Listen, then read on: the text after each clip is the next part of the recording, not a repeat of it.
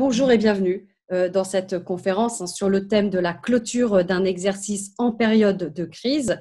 Cette conférence s'inscrit dans une série de visioconférences que nous menons depuis le mois de mars et qui nous permettent de faire le point de façon régulière sur les défaillances et les comportements, ainsi que les comportements et les délais de paiement.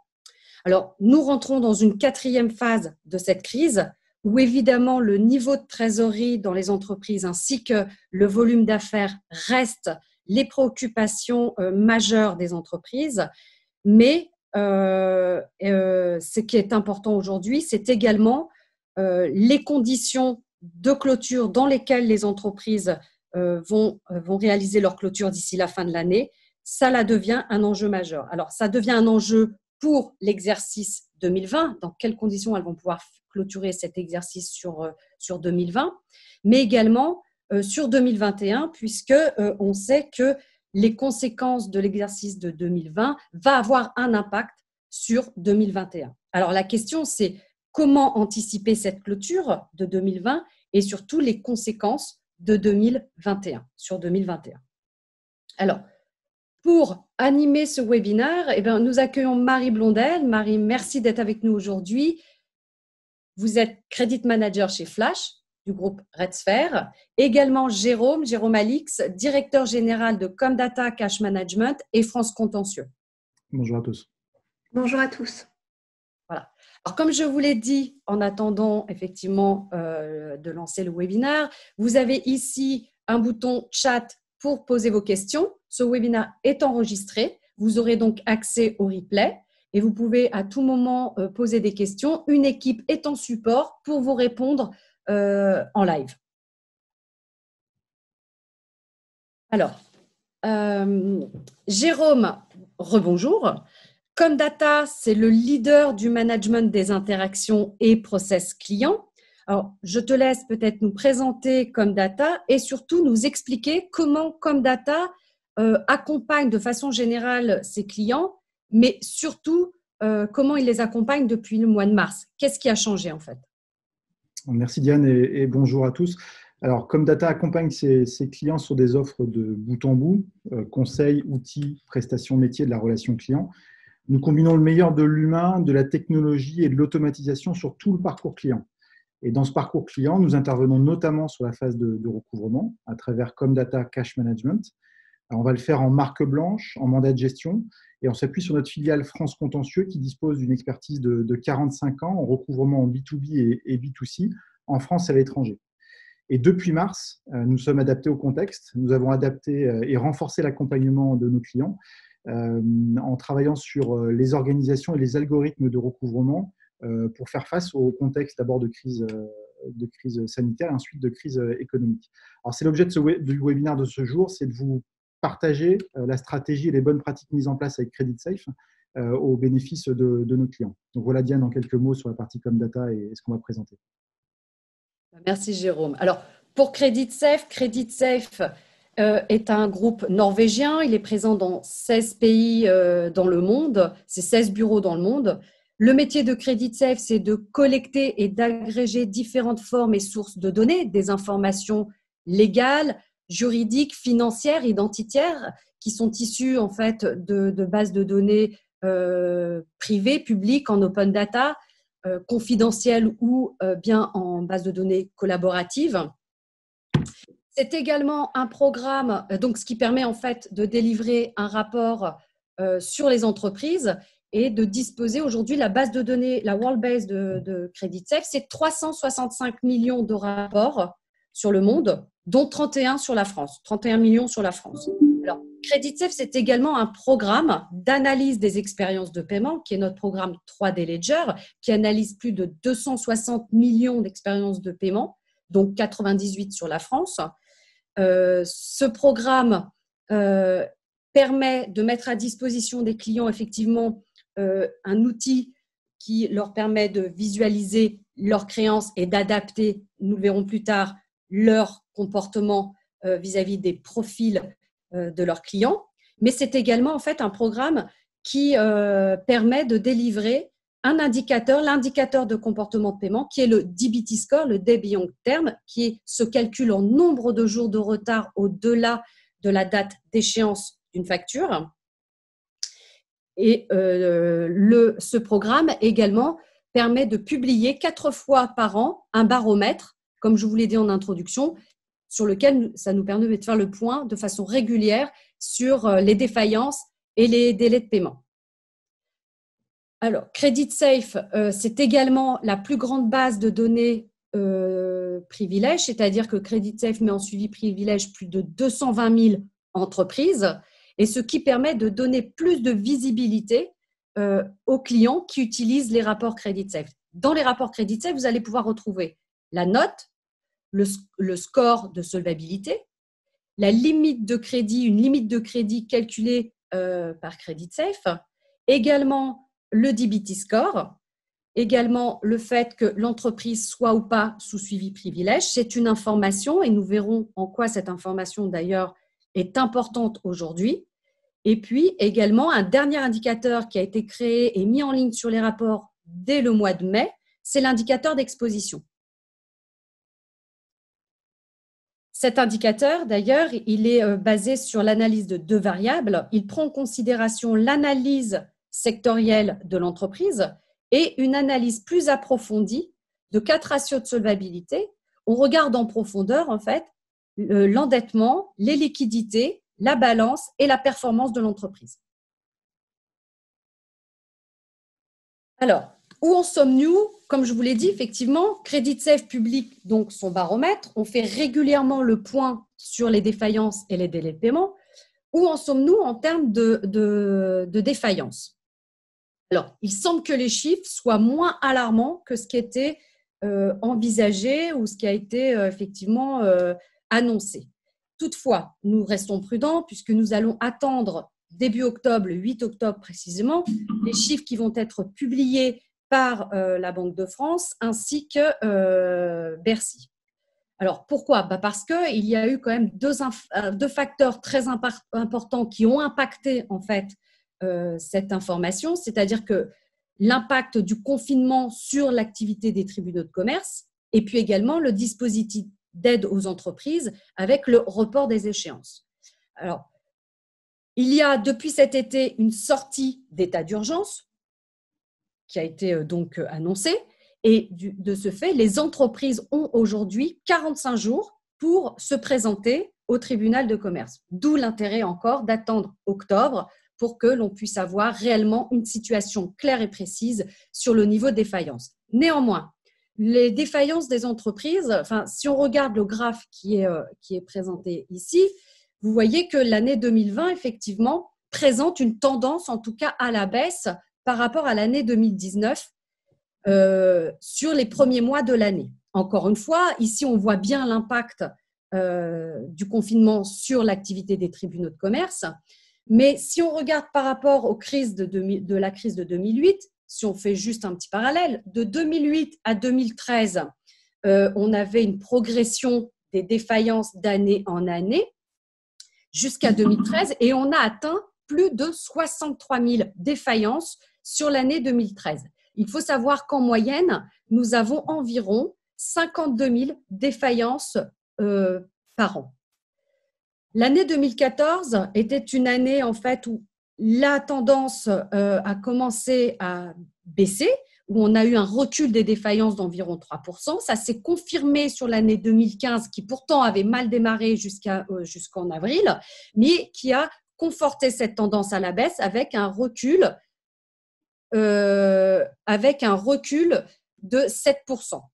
Depuis 2015, eh bien, on voit que cette tendance est à la baisse. Néanmoins, effectivement, ici, en 2018, nous sommes sur la moyenne, c'est-à-dire à 52 000, et en 2019, nous étions plutôt à 54 000. Alors, concernant les retards de paiement, les délais de paiement, alors, nous avons analysé un échantillon de plus d'1 million d'entreprises. Sur cet échantillon, il est constaté un retard de paiement moyen de 16 jours de retard sur l'année 2019. effectivement, c'est une petite progression on envisage une progression et on voit une tendance à la hausse. Toutefois, je pense qu'on ne peut pas dire qu'elle soit significative dans la mesure où il faut considérer le contexte économique depuis le mois de mars. Et si nous regardons août 2019 et août 2020, nous sommes flat. Nous sommes à 18,4 jours de retard pour août 2019 versus 18,8 jours de retard sur août 2020. Donc, encore une fois, nous allons suivre ces indicateurs, ce qui nous donnera l'occasion de nous revoir, je pense, début octobre. Mais globalement, effectivement, les chiffres sont moins alarmants que ce qui était attendu. Alors, en synthèse, c'est vrai qu'on attend une hausse des défaillances, une hausse des délais de paiement. Sur les délais de paiement, je rappelle qu'effectivement, si on fait un petit parallèle avec 2008, encore une fois, là, en août 2008, la loi LME a permis d'encadrer les délais de paiement, ce qui a amené en fait à descendre de façon considérable les jours de retard pour atteindre des chiffres qui sont entre 12 et 15% aujourd'hui en moyenne nationale. Et puis, alors pourquoi aujourd'hui on a une petite progression des délais de paiement mais qui n'est pas forcément significative, parce qu'il faut tenir compte encore une fois du contexte, c'est parce que d'abord, il y a l'encadrement de la loi LME qui, maintenant, depuis des années, permet justement de pouvoir sécuriser les paiements, mais il y a surtout une prise de conscience. Alors, juste pour fermer cette page, c'est vrai que le crédit interentreprise, je rappelle, c'est quand même 700 milliards d'euros, c'est 30% du PIB et c'est surtout la première source de financement des entreprises.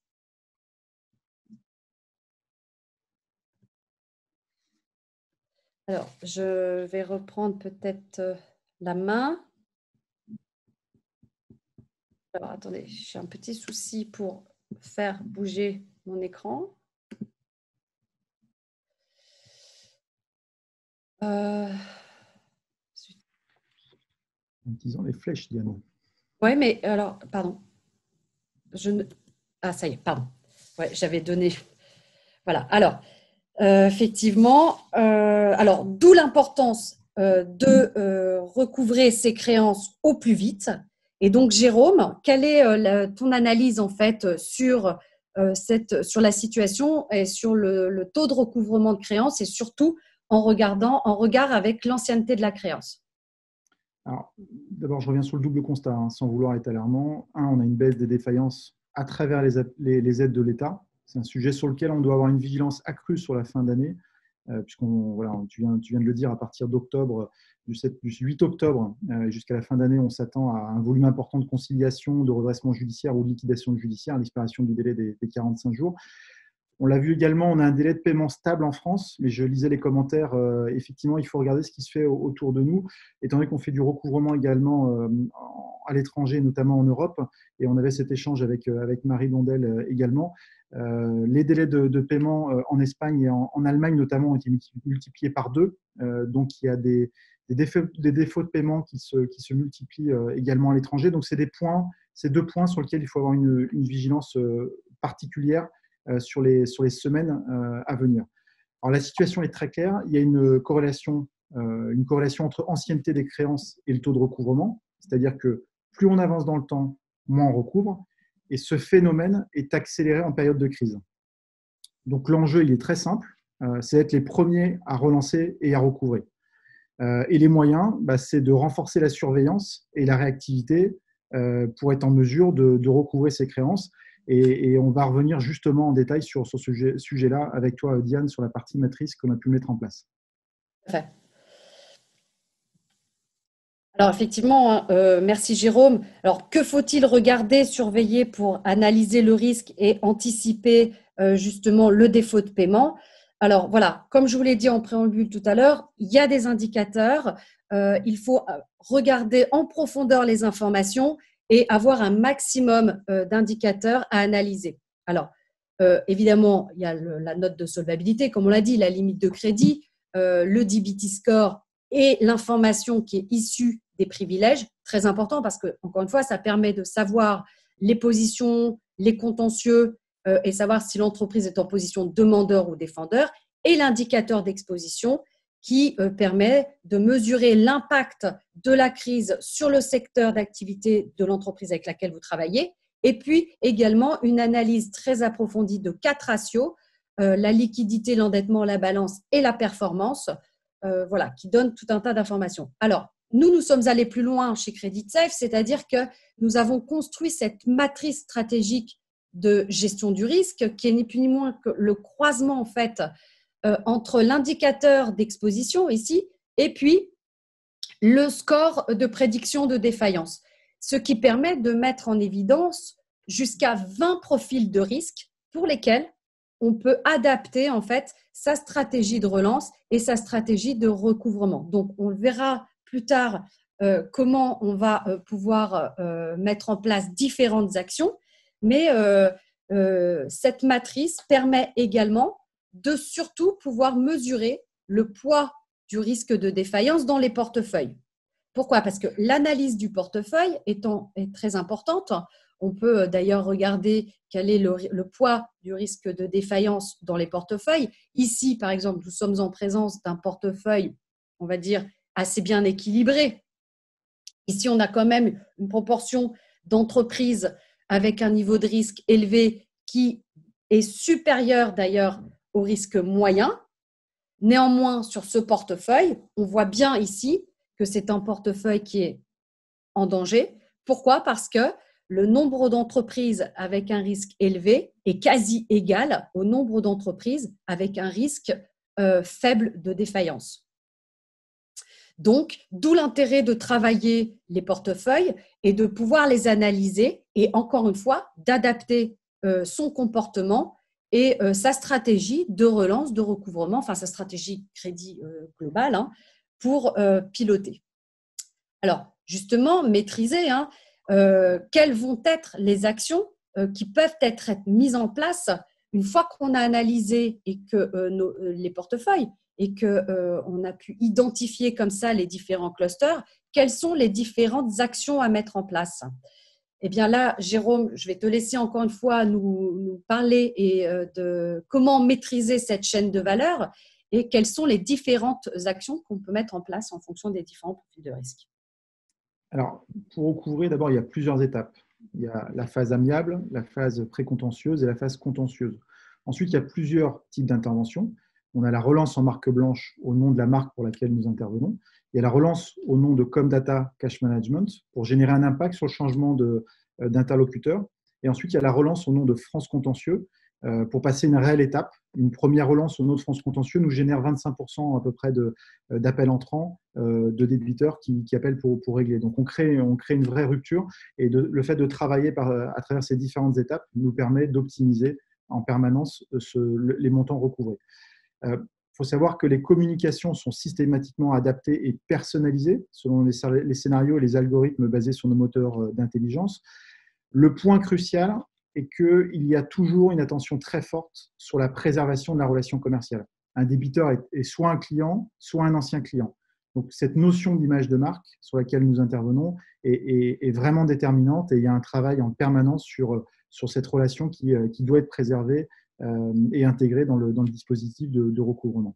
Alors, si on passe de façon très concrète sur la planche d'après Diane, quel type comme on l'a évoqué précédemment, l'enjeu est de s'assurer d'être les premiers à recouvrer. Donc, il est important de surveiller, on vient d'en parler, et il est important d'adapter ces stratégies de recouvrement au portefeuille sur lequel on travaille. Alors, si on fait, là, on parlait de 20 catégories, si on fait une première analyse du portfolio data check de CreditSafe et qu'on en détermine des actions, on peut faire déjà 4 quartiles, sachant que nos équipes travaillent de façon beaucoup plus fine au quotidien et adaptent systématiquement leur stratégie et en permanence en fonction des 20 catégories. Donc, si on fait ces 4 quartiles et qu'on regarde les couleurs vertes, bleues, orange et rouge, et qu'on s'intéresse à ces entreprises et aux mesures qu'il est intéressant de déclencher, on peut commencer d'abord par la couleur verte, qui correspond aux entreprises à à exposition faible et risque est faible. Alors, dans ces cas-là, notre stratégie est un maintien du suivi et un maintien de dispositifs de relance. Concernant les entreprises en bleu, qui sont les entreprises à exposition élevée et risque faible, là, il y a un renforcement de la surveillance et on est en capacité d'adapter très rapidement les processus de relance pour s'adapter au glissement potentiel de ces entreprises vers une couleur plus chaude. Et justement, si on regarde les entreprises flaguées en orange, qui sont des entreprises à exposition faible, mais risque élevé. Donc là, on s'adresse à des entreprises qui sont fragilisées. Donc là, il est déterminant de bien les suivre, d'avoir une attention particulière sur ces entreprises, de réduire les délais de relance et potentiellement d'accélérer le passage en phase précontentieuse de façon à être en capacité de rapidement recouvrer les sommes dues. Et la quatrième catégorie, qui est celle qui est en rouge, ce sont les entreprises à exposition élevée et risque élevé. Donc là, clairement, ces entreprises ont plusieurs créanciers sur le dos et celui qui sera le plus actif en relance sera celui qui sera réglé en priorité avant les autres fournisseurs. Alors, encore une fois, cette stratégie, on l'aborde de façon macro. Les équipes la pilotent de façon très fine au quotidien. Ça nous permet d'avoir d'excellents résultats depuis plusieurs mois, mais ça nous a permis de nous adapter au contexte de crise. Ça impose une très forte agilité des différentes équipes qui travaillent sur les portefeuilles, parce qu'il est important d'adapter les scénarios, les stratégies multicanales de relance. Alors, ce qui va être intéressant maintenant, c'est de pouvoir échanger avec Marie sur cette stratégie mise en place et son retour d'expérience. Tout à fait. Merci Jérôme. Alors effectivement, merci Marie d'être avec nous aujourd'hui pour partager votre expérience dans un contexte de rentrée difficile. Je rappelle, vous êtes Credit Manager chez Flash depuis 8 ans. Flash est filiale du groupe Redsphere, qui est un groupe européen de transport et de logistique. Flash est le leader de la livraison immédiate et programmée.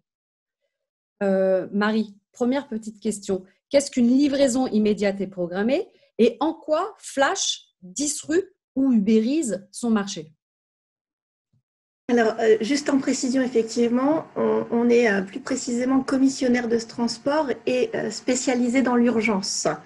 Donc, voilà pourquoi on est spécialiste de la livraison immédiate et programmée. Nous sommes urgentistes, c'est un marché de niche donc, sur lequel nous pouvons répondre immédiatement à une demande du client et livraison programmée, c'est-à-dire à l'heure exacte souhaitée par le client. Et oui, également, dans un monde de digitalisation et de globalisation, nous souhaitons être un acteur à part entière de la refonte du secteur de la livraison urgente et donc ne pas subir le changement de ce marché, notamment au vu de nos concurrents qui sont mondialement connus, tels qu'Uber, qui a d'ailleurs créé une filiale spécialisée dans le transport urgent, qui s'appelle Uber Freight, ou encore Amazon, qui est lui le spécialiste de la livraison on-demand delivery, donc de la livraison immédiate reprogrammée. Je pense que tout le monde utilise leurs services. Donc pour cela, notre stratégie, c'est d'avoir aussi notre propre plateforme, tout comme eux, pour être interconnectés, de pouvoir mettre en relation nos clients, nos sous-traitants et nos concurrents. D'accord, merci Marie. Donc c'est vrai, on voit bien l'importance en fait du digital qui permet justement en fait d'aller comme ça s'adapter à la fois à son contexte et son marché, l'évolution de son marché. Donc dans le cadre de votre mission, Marie, vous faites face à de nombreux défis. Vous devez maîtriser le risque crédit et également le poids du client dans le chiffre d'affaires. Alors, que faites-vous pour atteindre ces objectifs et comment mesurez-vous la performance? Alors, je propose qu'on revienne au mois de mars, puisque c'est là où à peu près tout a commencé de façon différente. On a dû changer et s'adapter et découvrir une situation inédite, malheureusement. Donc, dès le début du confinement, c'est-à-dire au mois de mars et jusqu'en juin, lié notamment à un manque de personnel et donc à l'urgence de la situation, on se devait de pouvoir, en tant que credit manager et avec les équipes en place, contacter l'ensemble de notre portefeuille, à la fois pour l'encours échué à échoir et dans un délai record, ce que nous ne pouvions pas faire avec les équipes en place. Donc, on a pris la décision dans un premier temps d'externaliser la relance de l'ensemble de notre portefeuille échu à échoir parce qu'on a reçu des informations. D'une, la crise était là, on a reçu des informations négatives de nos clients, on a reçu beaucoup de courriers de quasiment tous nos grands comptes nous indiquant qu'ils faisaient jouer la force majeure et nous faisaient part du fait qu'ils ne pourraient plus nous payer. Et en même temps, on a constaté une dégradation de nos délais de paiement, et principalement sur l'Allemagne et l'Espagne, à plus forte raison que sur les autres pays. Donc, comme on utilise déjà depuis 10 ans les données CreditSafe pour la gestion du risque client et France Contentieux pour la partie recouvrement, on a mis en place 2 stratégies. La première, ça a été la mise sous surveillance de nos clients existants et nouveaux clients, ainsi qu'une relance adaptée. Donc, pour la relance, enfin pour la mise sous surveillance de nos clients, certes, on utilisait déjà CreditSafe, mais on avait depuis 2008 pas connu de nouveau cette situation. Donc, bon, on n'est pas très inquiet. On avait quand même un portefeuille plutôt solide. Là, en urgence, on s'est dit qu'il fallait à tout prix qu'on puisse avoir des analyses.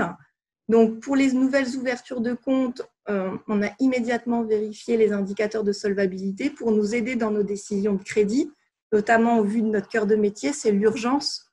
On n'a pas du tout le temps de se poser la question et d'attendre des jours et des jours pour savoir si on peut ou si on ne peut pas réaliser le transport, puisque le client qui appelle le matin veut sa livraison au mieux en fin de matinée ou dans la journée. Donc, grâce à CreditSafe, on a en live directement toutes les informations qui nous permettent de prendre les bonnes décisions. Et pour nos clients actifs, nous avons fait analyser notre portefeuille par CreditSafe afin d'identifier les profils à risque de nos clients. Et avec le soutien de Comdata et de sa filiale France Contentieux, nous avons défini des stratégies de relance à mettre en place. Pour cela, nous avons pris la décision de faire relancer au nom de France Contentieux, même pour les factures non échues. On avait une exposition au niveau du groupe, un encours total de 35 millions d'euros. Donc, il fallait être rapide et s'assurer à la fois que l'échu et le non échu allaient être payés. On pensait vraiment que le fait de relancer au nom de France Contentieux aurait plus d'impact auprès de nos interlocuteurs que nous-mêmes, puisque nos clients, nous les connaissons. Nous avons toujours les mêmes interlocuteurs, la comptabilité fournisseur. On avait peur que ça n'ait pas suffisamment d'impact et que le client ne nous prenne pas suffisamment au sérieux. Mais ce que France Contentieux a été capable de nous apporter, c'est d'adapter les procédures et de garder une procédure très commerciale pour préserver la relation client. En effet, on avait dans de nombreux pays ou dans des agences des directeurs de sites qui étaient assez inquiets que leurs clients reçoivent des appels ou des courriers émanant d'une société de recouvrement. Ça leur a fait très peur et ils avaient vraiment la crainte que les clients réagissent de façon assez négative, ce qui n'a pas du tout été le cas. Tout en sachant que notre objectif était une rentrée de cash rapide et d'identifier les causes de non-paiement. Nous pouvons avoir différentes causes de non-paiement, certes une fragilité financière de nos clients, mais on connaît aussi un certain nombre de problématiques de facturation qu'on met parfois du temps à identifier.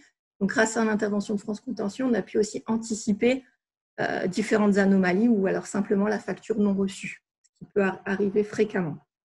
Oui, ce qui génère un retard, etc. Ouais. Exactement, exactement. Donc, et en plus, Comdata, puisqu'on les a, France Contentieux, on les a sollicités sur de nombreux pays, on est présent dans 18 pays, on leur a tout donné, ou presque, donc ils ont dû s'adapter et ils ont pu nous mettre en place sous 48 heures une équipe dédiée pour absorber nos flux et relancer dans la langue du pays.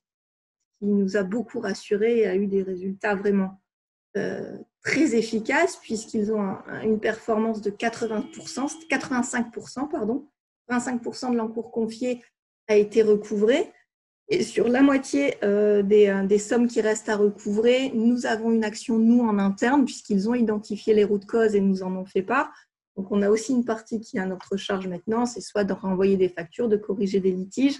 Donc, ça nous permet vraiment d'optimiser nos encaissements et de réduire les délais de paiement. Et à ce titre, on prévoit aussi pour la fin d'année d'externaliser sur le même process pour anticiper la clôture annuelle. Oui, c'est vrai, parce que effectivement, c'est très important d'augmenter son taux de recouvrement, qu'il soit le plus fort possible, et puis d'avoir à l'inverse un taux d'abandon de créance le plus faible possible, parce que quel serait en fait le chiffre d'affaires nécessaire pour compenser une facture impayée? Parce qu'une facture impayée, ce n'est pas juste la valeur faciale qui pèse en fait dans l'entreprise. Non. C'est fonction du résultat net, c'est un pourcentage. Alors, pour notre activité, le transport ne marche pas beaucoup, mais il faut quand même qu'on passe x3. Donc, si on passe en perd 10 000 euros, il faut faire 30 000 euros de chiffre d'affaires en plus. Et je peux vous assurer qu'en ce moment, c'est pas du tout la tendance. Bah non, on comprend. Donc, Bah oui. Très, très important de limiter les passages en perte et d'anticiper un maximum. Et le premier qui relance a le plus de chances de gagner. Donc, c'est vraiment ce qu'on arrive à faire avec l'intervention de France Contentieux sur nos dossiers. Oui, effectivement, donc d'où l'importance effectivement de suivre, de pouvoir bien anticiper au travers des analyses qui sont faites et qui sont données par les données, par les datas, pour justement éviter une facture impayée. Alors, il y a différents dispositifs qui existent aujourd'hui sur le marché pour aider justement l'optimisation du BFR pour les entreprises. J'ai une petite question. Comment abordez-vous l'assurance crédit chez Flash? Alors, nous n'en avions pas et nous n'en avons toujours pas, mais c'est une des options qu'on a retenues au début de la crise au mois de mars. Voilà, parce qu'on voulait ceinture, bretelles, sécuriser un maximum notre poste client. Nous avons contacté différentes assurances crédit. Malheureusement, au vu de notre qualité de notre portefeuille, c'est-à-dire que nous travaillons quasiment qu'avec des constructeurs automobiles et des équipementiers de rang 1 et de rang 2, donc l'automobile et l'aéronautique, nous étions un portefeuille trop à risque et nous n'avons pas eu d'offre de l'assurance crédit. Donc, cette piste a été très rapidement abandonnée. D'accord. Donc, effectivement, c'est vrai que sur les rapports Crédit Safe, la limite de crédit vous permet déjà, en utilisant cette indication qui sont sur les rapports, de pouvoir, comme ça, vous donner une indication sur des limites à ne pas dépasser avec certains clients.